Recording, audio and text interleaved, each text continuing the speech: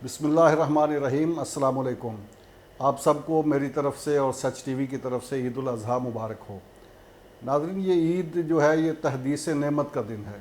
इस दिन हम अल्लाह ताला के हज़ूर शुक्र अदा करते हैं कि उसने हमें इस काबिल बनाया कि हम अपने मुसलमान भाइयों के काम आ सकें, हम उनकी खैर खाही कर सकें, उनकी हमदर्दी कर सकें और उनके लिए कुछ ना कुछ डिलीवर कर सकें।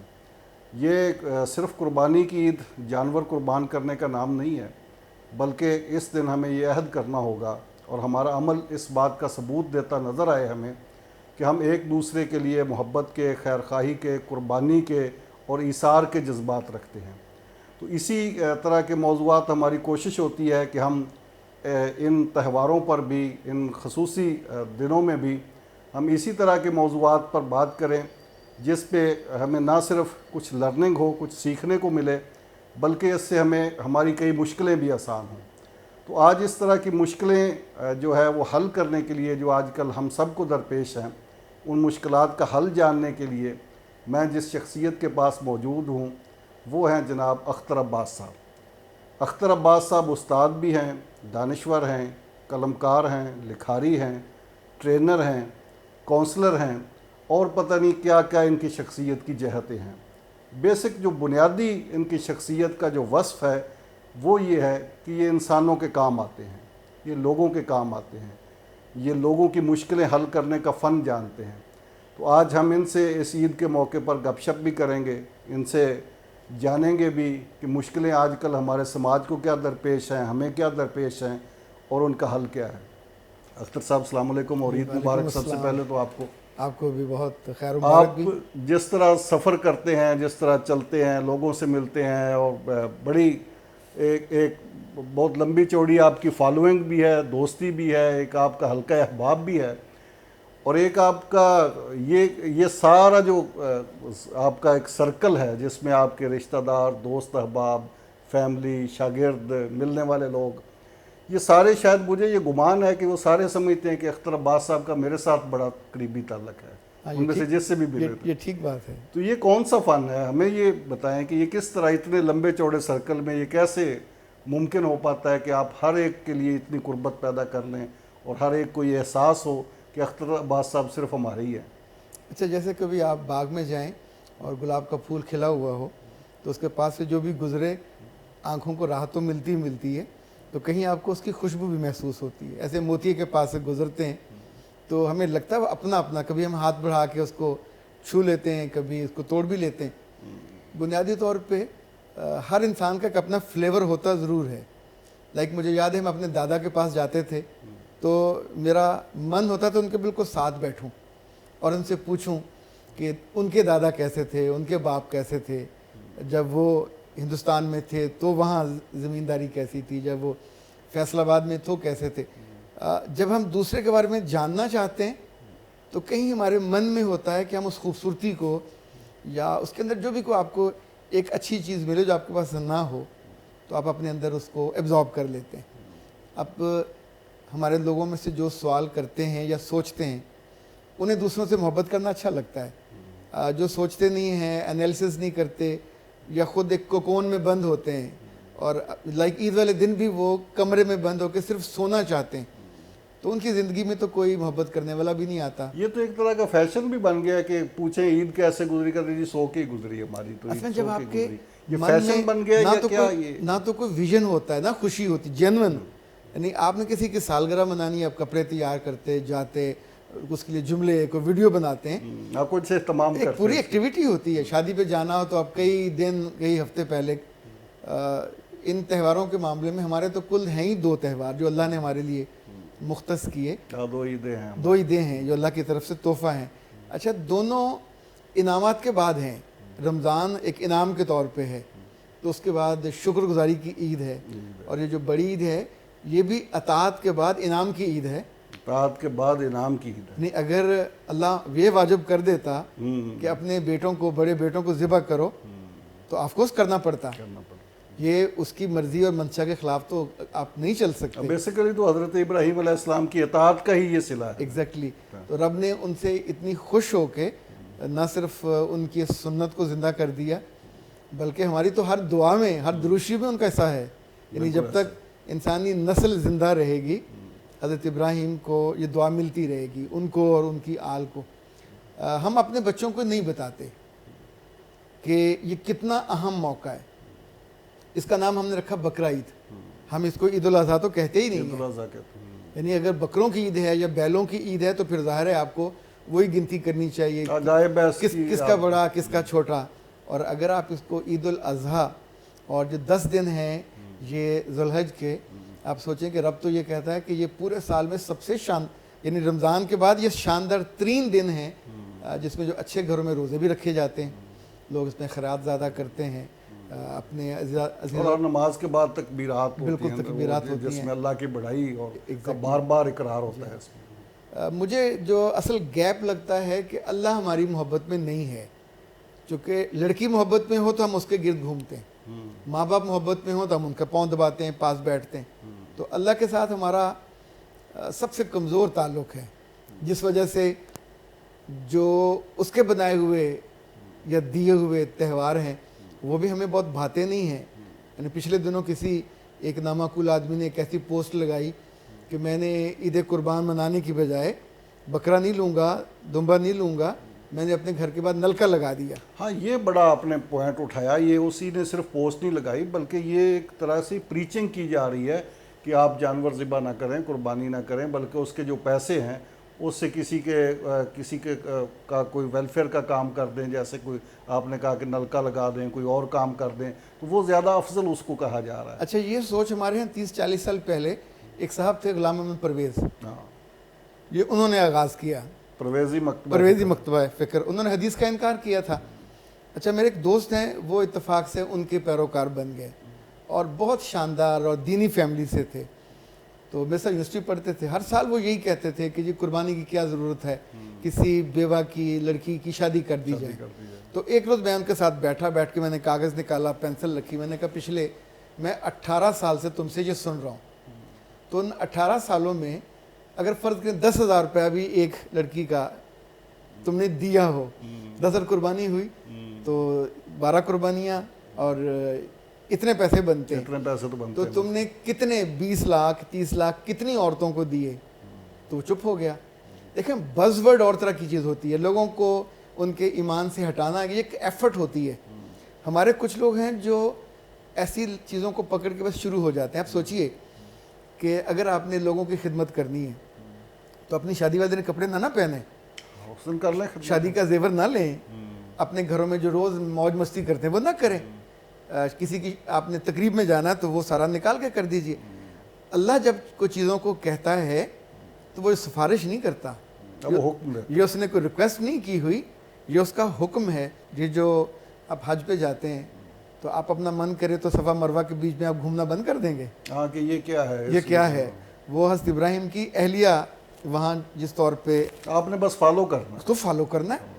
ये रब का निज़ाम है, उसकी दुनिया है, और अगर उसने कहा कुर्बानी करनी है तो करनी है। तो जिस दुनिया को बनाने वाले मालिक ने इस एक कुर्बानी का जानवर ज़िबा करने का हुक्म दिया है, इसके साथ लाखों नहीं करोड़ों लोगों की मईशत, उनकी खुशियाँ, उनके सुख आज आप तय कर दें कि जी अगले साल हम जानवर ज़िबा नहीं करेंगे, तो उन सबको भूखा मारेंगे। ईद को महंगाई के साथ, ईद को बेरोजगारी के साथ, ईद को बकरों के साथ और इस तरह रिलेट कर दिया जाता है। अगरचे ये सारे मसाइल हैं, मौजूद हैं, लेकिन क्या इस ईद के मौके पर भी उन मसाइल को सामने रखते हुए ये जो एक खुशी का, तशक्कर का और ये तहदीस नेमत का दिन है, और इस रवैये के हमारे यहाँ नुकसानात क्या हो रहे हैं?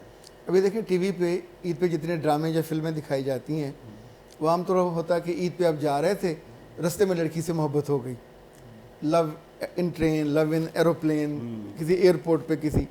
अच्छा, उसके अंदर आपकी एक्टिविटी, दिल दिमाग जो देखने वाले उसकी फैंटेसी बन जाती है। जिस चीज़ को हम फैंटेसाइज करना चाहें खूबसूरत बना देते हैं, लड़की को बना दें, उस अमल को बना दें, उस मोहब्बत को बना दें, वो जायज़ हो या ना जायज़, उसको ग्लैमराइज कर देते हैं। अच्छा, ईद पे हमने बकरा ईद को बकरों के साथ, महंगाई के साथ, इवन लोगों के हक मारने के साथ, चोरी के साथ, उसके वो लतीफ़े और मजाक बनाए जाते हैं, अंदर से आवाज़ें निकाल के जालसाजी करने के साथ। यानी हमारे लिए वो मज़ाक के मौज़ूआत और हैं। उन महरूम तबकात को ज़्यादा दिखाया जाता है और उनकी महरूमियों को उजागर किया जाता है कि ये इस मौके पे भी महरूम है। ये हालांकि ज़िंदगी का जो सच है वो इससे बिल्कुल मुख्तलिफ है।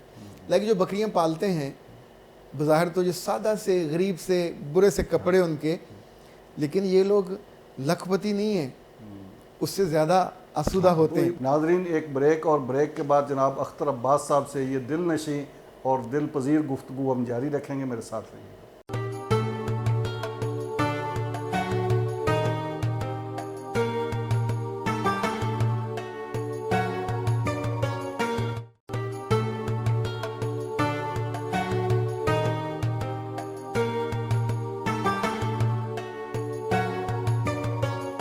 अख्तर साहब, ब्रेक से पहले जो मैंने सवाल छोड़ा था कि ये जो जिस तरह का हमारे यहाँ मजमूई रवैया है, इसका हमारे ख़ानदानों पर, हमारे घरों पे क्या असरात हो रहे हैं इसके? देखिए, अभी भी लाहौर और बड़े शहरों में कुछ ऐसे ख़ानदानों को मैं जानता हूँ कि ईद पे या ईदों पे वो बाकायदा प्लान करते हैं। पहले दिन आप दूसरे अजीज़ों की तरफ जाएंगे, वहाँ खाना पकेगा, सब लोग बैठेंगे, एक खुशी को सेलिब्रेशन उनकी होती है। अगले रोज़ वो इनकी तरफ आएंगे, वो अपनी कुर्बानियों को भी इस तरतीब से आगे करते हैं, सेलिब्रेट करते हैं। उनके यहाँ बच्चे और बड़े आपस में। अच्छा, कता कलामी माफ़ का, मैंने एक दफ़ा एक ईद पे खुतबा सुना मौलवी साहब का, तो ये हमारे 4 चुफेरे हमला होता है ना, वो मौलाना साहब ये फरमा रहे थे कि ये यौम ईद नहीं है, ये यौम वईद है। जब आप यौम ईद को यौम वईद के तौर पे मुतारफ़ करवाएंगे लोगों को, और उसमें भी डर का, खौफ का और एक मौत का पहलू, और उसके हवाले से ये चीज़ें इस तरह आप पब्लिक में देंगे, तो फिर उसके कैसे खुश होगा? देखें, ईद तो अल्लाह का इनाम है, ये इनाम है अल्लाह का। रोज़े रखे तो इनाम, वो ईद का जो शब है वो भी इनाम देने की शब है ना, जैसे तकसीम इनामत होती है। तो ईद तो है ही खुशी का त्यौहार, ये गम का, दुख का, इस ड्रावे का त्यौहार नहीं है ये तो लोगों को। देखिए, आप वहाँ से घर से निकलते हैं तो लोगों को देते हैं, वापस आते हैं तो खाना खाते हैं, फिर मेहमानों को बुलाते हैं, फिर उनको तकसीम करते हैं। ये तो सारा है ही अपने प्यारों के साथ वक्त स्पेंड करते हैं। हम बचपन में जाते थे अपने गांव, तो दादा लोगों के साथ बैठ के वो जो मीठे पकवान बनते थे, सवैयाँ बनती, लड्डू बनते, जलेबियाँ। अच्छा, आज तक वो चीज़ें याद हैं कि इवन रोटी पे मलाई रख के दी जाती थी, शक्कर डाल के दी जाती थी। उस वो जायके नहीं भूलते अभी तक। उस जायकों के साथ वो मिठास थी। जैसे जैसे वो मिठास कम होती जाती है ख़ानदान आपका, फिर एक ऐसा वक्त आता है कि आप वहाँ जाना बंद कर देते हैं। फिर आप अपने वालिदैन के पास तब तक जाते हैं जब तक दरो दीवार आपका इंतज़ार करते हैं, जब तक वहाँ रहने वाले, खिलाने वाले आपका इंतज़ार करते हैं। जिस रोज़ आपको लगे कि उस कुर्सी पे आपकी जगह नहीं है या वहाँ आपका इंतज़ार नहीं है, आप जाना बंद कर देते, तो ख़ानदान अपने आप पीछे हट जाता है। यानी ख़ानदान कोई भी किसी रस्सी से या जंजीर से नहीं बंधा होता, ये आपकी आँख की मोहब्बत की लड़ी से बंधा होता है, ये आपके लफ्ज़ों की मिठास से बंधा होता है। कभी कभी आपकी जेब में वो जो नए करकरारे नोट होते हैं जो दादा ने या बाप ने पहले से लेके रखे होते हैं कि मेरे बच्चे, पोते, नवासे, नवासियाँ आएंगे। देखिए, ख़ानदान जुड़ते हैं मोहब्बत से, ख़ानदान जुड़ते हैं इंतज़ार से, ख़ानदान जुड़ते हैं पजीराई से। उनके आपके आने पे मैं खाना रखूं, सर्व करूं और उसमें जायके हों, वैरायटी हो, तो आप उसको इज़्ज़त महसूस करेंगे। अच्छा, मैं आपको बिल्कुल सूखा सड़ा सा पानी रख के, पानी पियेंगे, चाय पियेंगे, खाना खाएंगे, तो हमारी वालदा कहती होती थी जिसने ना खिलाना हो वो पूछे, वो पूछता है कि अभी जो मुझे लगता है प्रॉब्लम वो है बच्चों की इंडिपेंडेंस। माँ बाप बच्चों को रिश्तों के साथ या रिश्तेदारों के साथ मुतारफ़ ही नहीं कराते उस लज्जत से, उस खुशी से। सोसाइटी के किस सेगमेंट में ये रवैया ज़्यादा पाया जा रहा है? आप तो चूँकि हर मकतबा फ़िक्र के साथ इंटरेक्शन रखते हैं, ये बच्चों को अपने रिश्तेदारों के साथ, करीबी दोस्तों के साथ, बहन भाइयों के साथ इंट्रोड्यूस ना करवाना, इसके पीछे असल में है बात क्या है और ये किस सोसाइटी में ज़्यादा? बिल्कुल सही। आपको हैरत होगी कि ये एक ऐसा रवैया है जो तकरीबन हर जो हमारी क्लास है उसमें पाया जाता है। लाइक जो लोअर मिडिल क्लास है, जब इनके बच्चे या इनका बाप अफसर बन गया या उसके पास साइकिल से मोटरसाइकिल आया, तो फ़ौरन एक घर बदल, क्लास चेंज हुई, फाइनेंशियली। अच्छा, क्लास चेंज होने के बाद उन्हें ये डर होता है कि पुराने रिश्तेदारों और पुराने अजीज़ों को जिनसे कराबतदारी थी, जिनसे ताल्लुक़ था, वो उनके उन दिनों को जानते हैं। अल्लाह के बंदो, वो दिन जिंदगी की हकीकत थे। अच्छा, हमें तो ऐसे लोगों से डर लगता है जो हमें ना जानते हों, हमारा बैकग्राउंड ना जानते हों, जो जानते हों। अगर आपके पास गाड़ी नहीं थी, तो इसमें कौन सा शर्मसारी की बात है? जब हम छोटे थे नहीं थी गाड़ी, नहीं थी। अब्बा हमारे अफसर बने, उनके पास गाड़ी आ गई। अच्छा, फिर हमको चलाने नहीं देते थे, कहते थे अपनी लोगे तो चला लेना। अब अल्लाह ने उनके हर बच्चे को एक छोड़ दो दे दी। लेकिन वो जो आपका बचपन था वो भी एक रियलिटी था। अगर आप उस बचपन के उन दोस्तों को, रिश्तेदारों को रिलेट नहीं करते, उनके साथ जुड़ते नहीं हैं, उनसे अवॉइड करते हैं कि यार उन्होंने हमें इस हालत में देखा हुआ, हम छोटे से घर में रहते थे, एक और साइकिल पे आते जाते थे, तो बहुत से लोग तो ये गलती करते हैं। हमारे उसको कैमोफ्लेज करने के लिए अपने बैकग्राउंड। नवाई वक्त में हमारे एक दोस्त होते थे आमर शकील, उन्होंने घर बनाया नहर पे और 1 कनाल का घर था, बड़ा खूबसूरत। वहाँ वो शिफ्ट हो गए। शिफ्टिंग के मेरे ख्याल 3 या 4 दिन बाद उनके वालिद साहब फौत हो गए। तो उनकी डेड बॉडी ज़ाहिर है वो घर में थी। उन्होंने बाहर दरियाँ बिछाई, शाम तक बैठे रहे, नॉट अ सिंगल वन उस पूरे नहर पे। यानी ये एक अच्छा पौश इलाका है, कोई एक बंदा पूछने भी नहीं आया कि तुमने ये दरियाँ, हालांकि सबको पता होता है दरियाँ क्यों बिछी जाती हैं। शाम को उन्होंने पूरा बोरी बिस्तरा उठाया, डेड बॉडी ली और अपने पुराने जो घर थे वहाँ चले गए शालीमार टाउन में। और हर वहाँ मिनटों में ही सब लोग जमा हो गए कि बाबा जी फौत हो गए। फिर ज़रा जो उसके रसूम होती है, आके बैठे हैं, बातें हो रही हैं। ये जो अपनाइयत होती है ये तो मिलने जुलने वालों के साथ होगी ना। जब आप मिलते जुलते नहीं हैं, ख़ानदानों के साथ भी ये होता है। ख़ानदानों को फैमिली पे फिर क्या असर पड़ता है जब आप कट ऑफ होते हैं, माजी छुपाते हैं, ज़ाहिर है फिर नई रिश्तेदारियां तलाश करते हैं। अभी देखिए, अपने बच्चों के रिश्ते भी करने होते हैं, शादियां करनी होती हैं, फिर वो आगे एक और जहान होता है आपका मुंतज़र। वहाँ क्या बीतती है? इस वक्त हर ख़ानदान में सबसे बड़ा मसला बेटी की शादी का और बेटे की शादी का है। अच्छा, उसकी वजह ये है कि पुरानी औरतें पढ़ी लिखी नहीं थी, लेकिन वो हर अजीज़ अकारब और दूर के लोगों के पास जाती थी, मिलने भी बच्चों को लेके जाती थी, शादी ब्याह पे जाती थी। तो उनकी एक सोशल बाइंडिंग बनती थी, एक सोशल नेटवर्किंग होती थी। अक्सर दादियाँ शादी हाँ जी, और वहीं रिश्ते तय हो जाते थे। लड़की पसंद कर ली, 2 साल बाद, 4 साल बाद, 6 साल बाद टारगेट किया और वहाँ उनसे ज़रा रिलेशन किया और शादी हो जाती थी। अभी ये कि आपकी माँ घर से नहीं निकलती, बाप घर से नहीं निकलता, बच्चियाँ 20 साल से 30 की हो जाती हैं।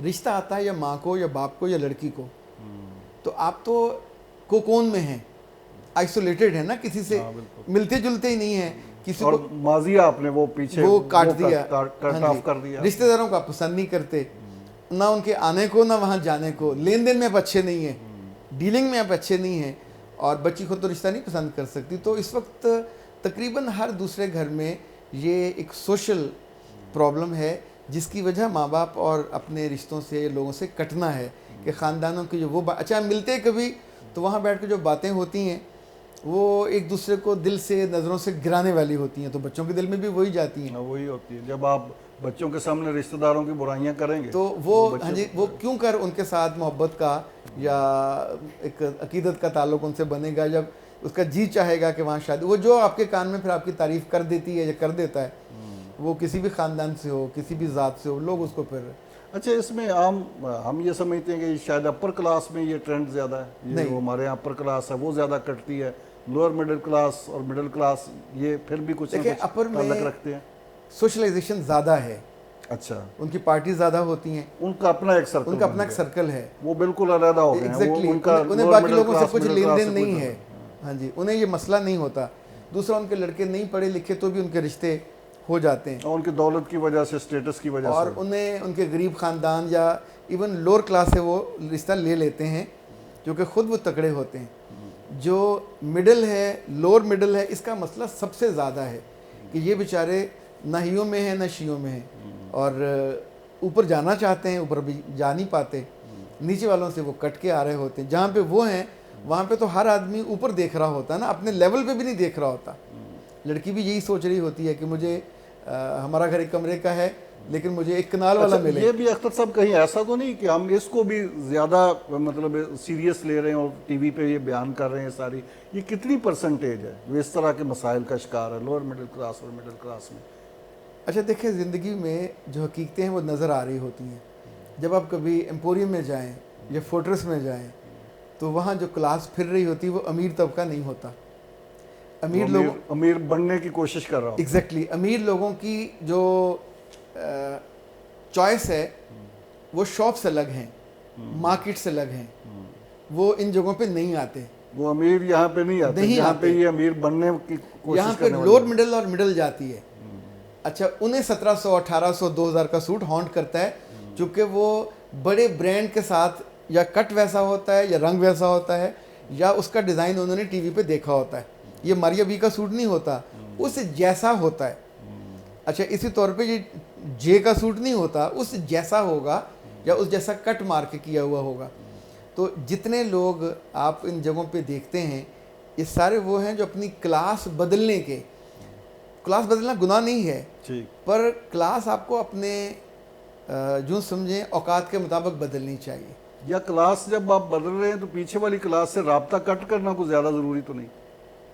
हाँ, समटाइम उन्हें उस वक्त एहतियातन वो करते हैं, कोई कमियां कोताहियाँ हुई होती हैं, उससे बचने के लिए। समटाइम उन्हें लगता है लोग जेलस हो जाएंगे, और कभी कभी उन्हें अब तो देखिए, कभी सुना था आपने कि बहन रिश्ता करे या भाई रिश्ता करे तो सगे अजीज़ों को खबर ना होने दे? ये क्या ट्रेंड है? ये भी हमारे यहाँ मुआशरती अब ये तौर पे बहुत बड़ा है, लेकिन फिर ब्रेक बहुत लेनी बढ़ पड़ रही गया है। है जी। ब्रेक लेते हैं नाज़रीन, और ब्रेक के बाद जनाब अख्तर अब्बास साहब के साथ ये गुफ्तगू जारी है। मेरे साथ रहिएगा।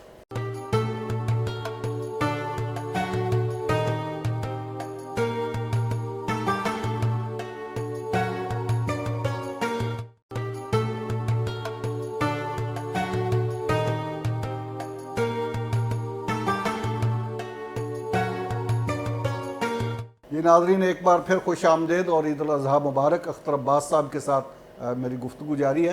अख्तर साहब, ये रिश्ते तो पहले तो खुशी से बताया करते थे हम, बल्कि ये मंगनी से भी पहले जैसा कि आपने कहा कि वो एक बाइंडिंग बन जाती थी, उनको बुलाया जाता था, लेके साथ जाते थे, और बड़े खुशी से लोग बताते थे कि ये मैंने अपनी बेटी का रिश्ता कर दिया है, बेटे का रिश्ता कर दिया। अब वाकई ये हमारे यहाँ छुपाई जाती है, इसमें मैं और रिश्तेदारों से छुपाई जाती है। इसमें एक और बात ऐड करूँ, क्योंकि लाहौर में मुझे किसी ऐसे ख़ानदान मिले कि जिनके बेटे या बेटियां मेडिकल कॉलेज में दाखिल हुए और उन्होंने अपने ख़ानदानों में किसी को नहीं बताया, यानी ये मेरा बच्चा या बच्ची मेडिकल दाखिल हो गया, उससे झूठ बोला कि फ़लाँ जगह से पढ़ रहा है। ये क्या कोई नजर बद लग रही है? एग्जैक्टली, उनका ख्याल ये है कि ये जो ख़ानदान वाले खुश तो होते नहीं हैं, हसद करते हैं, जेलस होते हैं, नज़र लगाते हैं। आई डोंट नो नज़र इतनी नज़र लगती तो है, पर इतनी लगे इस तरह का नजर का कि आपका जो करियर है वो सारा रुक जाए और आपकी ज़िंदगी रुक जाए, इतना मुझे। अच्छा, इसमें जब मैं सोच रहा हूँ कि मेरे बच्ची को नज़र लग जाएगी, मैं छुपा रहा हूँ, तो दूसरी साइड पे भी तो कोई ऐसे ही सोच रहा होगा। फिर जब आप पॉजिटिव नहीं सोचेंगे तो दूसरा क्यों पॉजिटिव सोचेगा? अच्छा, इसका मुझे लगता है हल है, आसान हल है। जब हम अपने अजीज़ों के बच्चों की खुशियाँ सुने तो हमको फ़ौरन मुबारकबाद देनी चाहिए, माशाल्लाह कहना ये हल चाहिए। है, ये सोल्यूशन है, ये उसका सोल्यूशन है। और आप भाइयों की, बहनों की, दोस्तों के बच्चों की खुशियों में शरीक हूँ, देखिए, सेलिब्रेट एक छुई मुई सी लड़की हमारी महबूब बनती है, हम उसको फूल भी भेजते हैं, तोहफे भी भेजते हैं, तो ये तो फिर आपका खून है। आजकल भी भेज रहे हैं आप? देखो, भेजते रहना चाहिए, उससे ज़िंदगी अच्छी रहती है, और फिर आपको तोहफे तहफ़ मिलते भी रहते हैं। सही। तो जैसे अपने प्यारों को, अजीज़ों को तोहफे, उनकी बच्चों की खुशियों पे, सेलिब्रेशन पे, मुझे याद है हमारे अब्बा के पास पूरे ख़ानदान के बच्चों की तारीख़ पैदाइश होती थी, और पूरी काफ़ी भरी होती थी। जिनके बच्चे थे उनको नहीं पता होता था, हमारे अब्बा को पता होता था, और वो फलां बच्चे की बर्थडे, एग्जैक्टली उनसे पूछ के वो बनते होते थे बाद में। तो अभी तो कोई बॉदर भी नहीं करता। तो जब भी आपका कंसर्न होगा, मोहब्बत कंसर्न से होती है, पजीराई भी आपके कंसर्न से होती है। हमारे कंसर्न कम हो गए, सिर्फ अपने बारे में, अपने बच्चों के बारे में, और उस वजह से जो बाकियों से वो भी सोचते हैं कि हमारे खुशी पे ये खुश नहीं होगा, तो अपनी खुशी में वो सगे भाई को भी नहीं बुलाएगा, बहनों को भी नहीं बुलाएगा। जब चीज़ें हो जाती हैं, किसी और से पता चलता है, तो उस वक्त एक और तकलीफ होती है। तो इसको रोका जा सकता है, चीज़ों को अपनी खुशी का इजहार करके। ये जो हम बातें कर रहे हैं, ये सारी की सारी, ये क्या हमारे यहाँ स्कूल में, कॉलेज में, यूनिवर्सिटी में कोई पढ़ाने की, इस तरह की बाकायदा कोई ट्रेनिंग की बच्चों को, पेरेंट्स को कोई ज़रूरत है? देखिए, दुनिया में तो सोशलाइजेशन सिखाई जाती है, जो आदाब हैं वो भी सिखाए जाते हैं। लाइक मुझे बहुत सारी ख़वातीन के आते हैं पैगामात कि हम शादी करके जब हम अपने घर पहुंची हैं तो हमें अलिफ से बे कोई काम नहीं आता, तो काश हमें कोई समझाता या बताता कि जब हम अपने घर में थे और पढ़ाई से बंदा फ़ारग हुआ होता है तो माएँ उस वक्त काम नहीं कहती। तो वो पूरी एक तरबियत का वक्त होता है, खाना पकाना भी आना चाहिए, सफाई भी आनी चाहिए, रिश्तेदारों के आने पे सर्व कैसे करना है ये भी आना चाहिए, इनफैक्ट रिश्तेदारों के आने पे खुशी का इजहार कैसे करना चाहिए। जब हम ये नहीं सिखाते तो जब शादी के बाद उनके यहाँ कोई आता है तो माथे पे बल उनकी पड़ते जान हैं, को बन जाती जान है। को बन जाती है। कोई अजीज़ आ जाए, मिलने वाला आ जाए तो बहुत तकलीफ़ होती है। इसी तौर पे उनके घर नई चीज़ें सीखने का उन्हें वो एक अजाब लगता है। तो अगर ये चीज़ें छोटी छोटी हैं, घरों में पहले औरतें सिखाती थी, नानियाँ थीं, वो तो बाकायदा शेर की आंख से देखती थी, कुड़ी ने भी सिखाओ, कुड़ी ने भी सिखाओ। यानी लड़कियों को रज़ाइयाँ निगंदना तक आता होता था, टांके लगाने आते अब थे। निगंदने का मतलब ही नहीं पता अभी तो होता ये था। बटन नहीं लगा सकती, मतलब मियाँ गरीब का बटन टूट जाए, अब वो क्या करे, टेलर कोई ढूंढे। और ही लगाएगी। हाँ जी। अच्छा, ये सारी सिचुएशन जिस तरह हम देख रहे हैं, इसका सलूशन कोई नज़र आता है कि हमारी सोसाइटी में कोई ऐसे इदारे, कोई ऐसी शख्सियात, कोई ऐसा काम कहीं पे हो रहा है कि कुछ बेहतरी भी आए ऐसे? हमारी सोसाइटी में जिस बात पे पूरा तवज्जो है और काम है, वो खूबसूरत लगने पे है, खूबसूरत दिखने पे दिखने पे है। कपड़े खूबसूरत दिखने वाले हैं, चेहरा खूबसूरत दिखने वाला, जितना मेकअप है, जितने लोशन है, जितनी ब्रांडिंग है, इस सब का ताल्लुक सिर्फ दिखने पे है, होने पे नहीं है। और होने के लिए आम तौर पे तालीमी इदारे नहीं होते, ये तो वो ये घर का इंस्टीट्यूशन होता है कि जो सिखाता है। अच्छा, घर में अब्बा जी आमतौर पे गुस्सा सिखाते हैं, अब्बा जी आमतौर पे बदतमीज़ी सिखाते हैं, अब्बा जी आमतौर पे ओवर रिएक्ट होना सिखाते हैं, अम्मा आमतौर पे नाशुक्री सिखाती है, अम्मा आमतौर पे अब्बा के आगे बोलना सिखाती हैं। यानी मैंने देखा पाकिस्तान में बहुत सारे घरों की बर्बादी सिर्फ औरत की ज़ुबान दराजी की वजह से है। अगर ये उस मौके पे अपनी ज़ुबान को रोक ले, ये चुप नहीं होती। ऐसे जब चुप नहीं होती तो मियाँ और गुस्से, अब ये सब बच्चों के सामने तमाशा हो रहा होता है। वो सारा थिएटर देख रहे हैं। अब बाप बुरा है तो हर मर्द बुरा हो जाएगा, लड़की ये सोचती है, ये सोच के बड़ी होती है, उसकी रिस्पेक्ट नहीं कर रही, बाकियों की भी नहीं कर और रद्द अमल के तौर पे उसके रही। एग्जैक्टली, उसके करीब चली जाती है, जबकि होता तो वो चीटर ही है, लेकिन वो चंद मीठे बोलों की वजह से। तो अगर माँ थोड़े मीठे बोलों का इजाफा कर दे, घर में ऐसा अब्बा जी मीठे बोलों का environment इजाफा कर दें। हमारे तो ताए चाचे बहुत अच्छे होते थे, अब हम नहीं अच्छे ताए चाचे। और ख़ास तौर पे एक और जो बहुत ख़राब रिश्ता हमारे यहाँ बन गया है, वो है नंद और भाभी का। ये जालिम ऐसा बुरा रिश्ता बन गया सास है, और बहू और नंद ये और भाभी। यानी सारी उम्र इनके आपस में रिश्ते भी होते हैं तो भी एक दूसरे के बच्चों को ये तड़पाते हैं। उन पुराने यानी उसी माइंडसेट में एग्जैक्टली सदियों से बदले लेते हैं उन बेटियों से भी और बेटों से भी। इसकी माँ ने मेरे साथ ये किया था, इसके और वो बाप 40 ने साल मुझसे- पहले वो किया 40 होता, साल तो पहले खाना पता गर्म नहीं दिया होगा, कोई क्या सूट था। अच्छा नहीं दिया होगा, तो वो उसकी अब बहू से उन्होंने बदले लेने होते हैं। आखिरी मिनट है प्रोग्राम का, ये ख़ास तौर पर जो हम सोशल लाइफ डिस्कस कर रहे हैं, फैमिली लाइफ डिस्कस कर रहे हैं, तो ये शादी के बाद एक नई ज़िंदगी का आगाज़ हमारे यहाँ होता है। तो शादी करते वक्त आम तौर पर, ख़ास तौर पर बेटे की शादी करते वक्त किन बड़ी बड़ी चीज़ों को हम नज़रअंदाज करते हैं और उनको नहीं करना चाहिए? लाइक बेटे को हम ये नहीं बताते कि अब तुम मर्द बन गए हो, अब तुमने अपना घर लेके चलना है। माँ बाप बहन भाई अपनी जगह पे रियलिटी हैं, लेकिन अब वो तुम्हारी जिम्मेदारी है। ठीक। तो हम उसको ले तो आते हैं, लड़के को उसकी जिम्मेदारी नहीं देते, सिखाते भी नहीं, नतीजे में वो रोती रहती है। इसी तौर पे लड़की को ये सीखना और सिखाना लाजिम है कि तुम हीरोइन बन के नहीं जा रही। वो शादी वाले दिन ठीक है, ये किसी नई फिल्म का आगाज़ नहीं ये है फिल्म जिसमें का आपको हीरोइन बिल्कुल कास्ट सीन भी किया नहीं गया है।